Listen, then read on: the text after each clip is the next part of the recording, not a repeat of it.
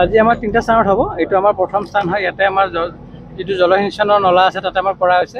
ইয়াতে আমাৰ অনুমানিক 25 বিঘা মাটি আছে আৰু প্ৰায় 15টা পৰিয়াল আছিলে।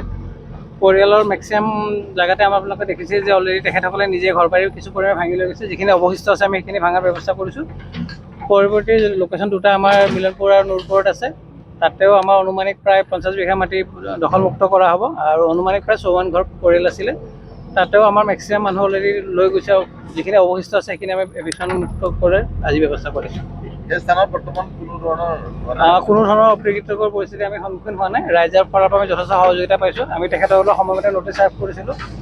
কালি তেখেতসকলক মাইকিং কৰি জনোৱা হৈছিলে যে এই অঞ্চল উচ্ছেদ হ'ব, তেখেতসকলক শান্তিপূৰ্ণভাৱে স্থান ত্যাগ কৰিবলৈ অনুৰোধ জনোৱা হৈছিলে। তো বৰ্তমানলৈ আমাৰ প্ৰথম পৰ্যায়ৰ যিটো আমাৰ এভিকশ্যনৰ কাৰ্যসূচী আছে সেইটো সফলৰূপে ৰূপায়ণ হৈ আছে।